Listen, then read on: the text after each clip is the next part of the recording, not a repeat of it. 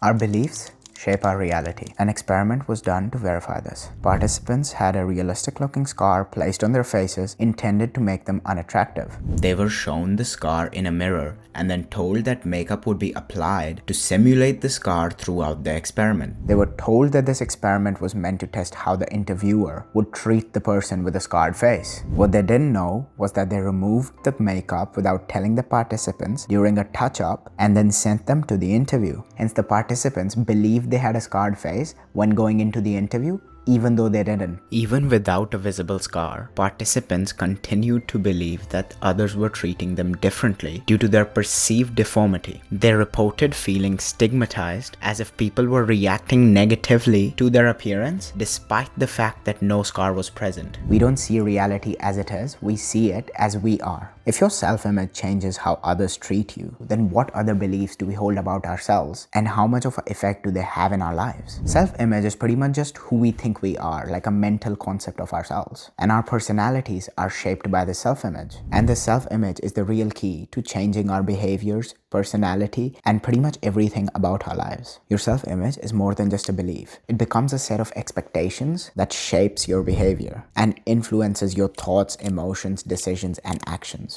Your entire life. We see ourselves in a certain way and think this is who we are, identify with it, and act accordingly. And our whole personality is formed around it. One of the ways your self-image changes your life is by changing how others treat you. You are treated not according to how others see you, but how you see yourself. How you see yourself changes other people's behavior towards you and how they treat you. If you are really confident and comfortable in your skin, then other people can see it and they treat you like a confident person. And if not, they can also tell. In the book Influence, the author talks about this concept of social proof. If we see something odd happen in public, or even someone who looks like they need help, our first reaction is not to go and help them or to see what's going on. It is to gauge what other people's reaction towards that situation is. In most cases, people will not intervene unless someone else does first. Social proof quietly runs every single human interaction. Everyone is always looking towards other people's reactions, opinions, body language to tell them how they feel about a certain situation. And in this case, even people. Humans have a tendency to do this because it's kind of a mechanism to offload work from your brain. If many others feel a certain way about something or someone,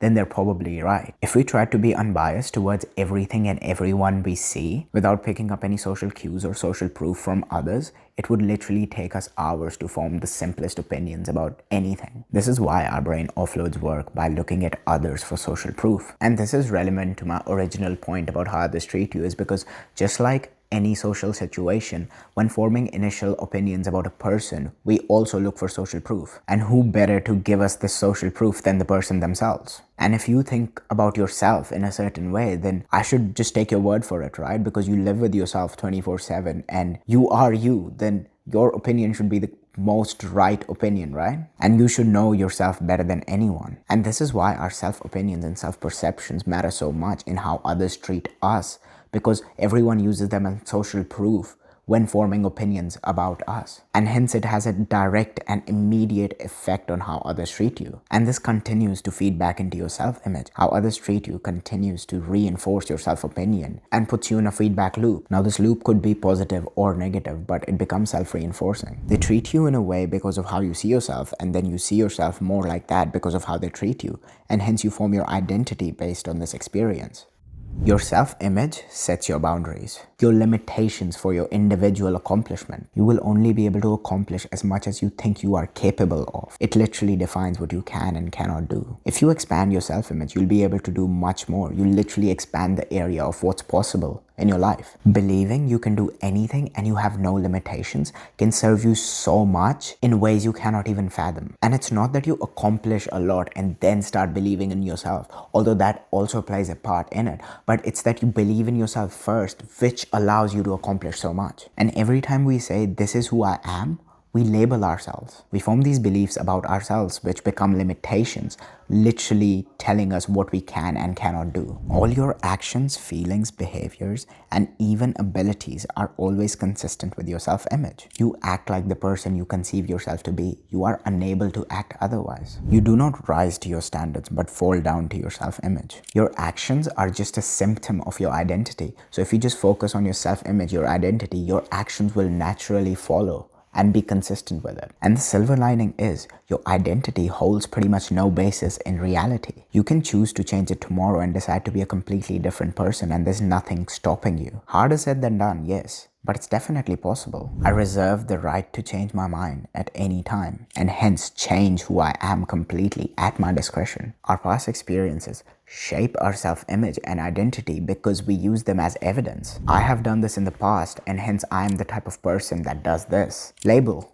We love labeling ourselves. We cage ourselves in this identity that we believe in, and the actions we do are caused by this identity. So whenever we try to change our actions, it never really works because we always drop to the baseline of our self-image. Then why do we hold these beliefs that don't serve us? We condemn ourselves to be the type of person based on our past actions, which were done by a completely different person. You are not the same person you were 2 or 3 years ago. So we look back at these actions as evidence and label ourselves and continue to follow them religiously because, well, that's just the type of person we are, right? But we're not. We get to choose and form our identities around these labels, but we don't have to. Although this doesn't have to be a bad thing, because we can be intentional and change it at our discretion. Our beliefs about ourselves are usually not rooted in any concrete evidence or rationality. Most of them come from isolated feelings and experiences that tend to linger and stick around as permanent beliefs that control us. And as I mentioned before, this starts a feedback loop that keeps reinforcing yourself, so the whole thing just becomes worse or better. But we can use evidence to also challenge our self-beliefs and make them feel really stupid and tiny. This can be a powerful step in taking control back into your own hands and not letting yourself be controlled by these limiting beliefs that you formed without any concrete evidence. And since your identity holds almost no basis in reality, why not choose beliefs that serve you and be whoever you want to be? You are not caged. You are not bound by the identity you currently hold. It is completely in your control. So why not make it exactly how you want it to be and something that would serve you and get you to where you want to be? Alternatively, in the same way we use evidence to deny and disprove these self-limiting beliefs, we can use pieces of evidence from our past to affirm and embed self-affirming beliefs that serve us and our current reality. We can use evidence from previous times where we have won or accomplished something in any field. I have achieved this in the past, so why not now in this other domain? We can use small wins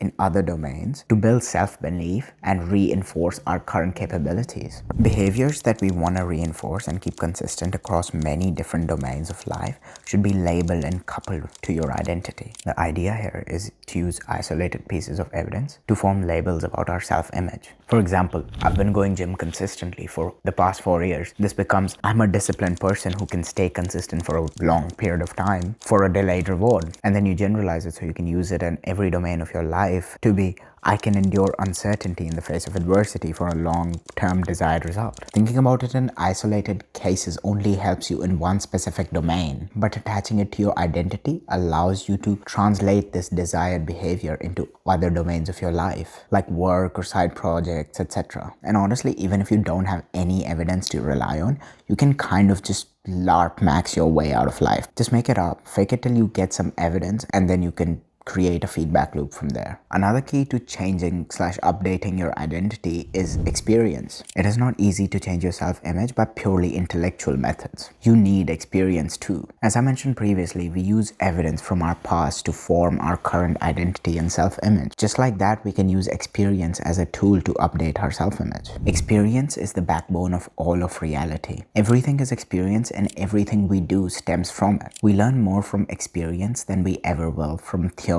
or just words. Even as children, when we don't understand words, we learn and absorb information from feelings, what we see, intuition, body language, etc., which is all experience. And during this stage of our lives, we absorb the most amount of information in the shortest possible time because it is purely through experience and without distractions. And our experience or vision is not clouded by words or interpretations. To create a new self-image and actualize it, you must experience it. Ideally, this experience is real in the form of actions and behaviors that this new self would do, but it can also be synthetically curated. The human nervous system cannot tell the difference between an actual lived experience and an experience imagined vividly in detail. But this needs to be done right. You don't visualize or imagine yourself at the end goal, with the success, or once you finally made it, or whatever you're trying to achieve, but in the gross middle of the process, when you're working towards your goals. And if you can get comfortable with being here and embrace the uncertainty while keeping the end in mind, then you build that as a part of your self-image, and it allows you to push past this period of highest friction. We visualize and imagine this part because we want to reinforce the actions and behaviors that get you there, and not just wishful thinking. Ultimately, you need to take action. There is no shortcut to action. The visualization is not to make things magically appear, but to help you see yourself as the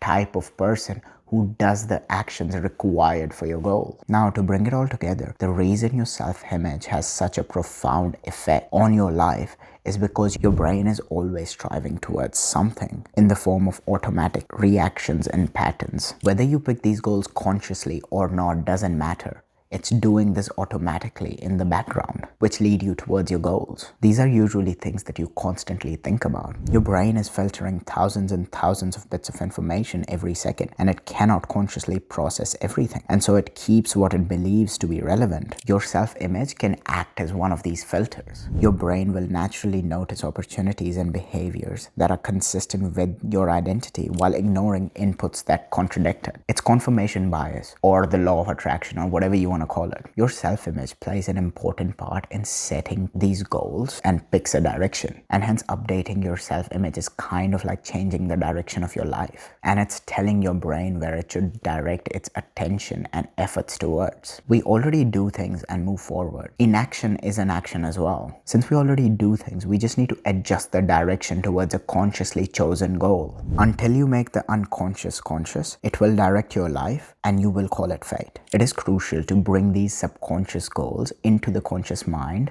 and choose them intentionally. This allows you to start with the end in mind and have a clear understanding of your destination. And it allows your brain to figure out what needs to be done in order to get to this destination. And hence your self-image directs your brain towards your consciously or unconsciously chosen goal. Your self-image will reflect your reality because it's the foundation for your behaviors, actions, and emotions, and will hence direct you towards a life that suits it. Towards a life that is the consequence of all of that combined. And hence your self-image is the only direct method of completely changing your life.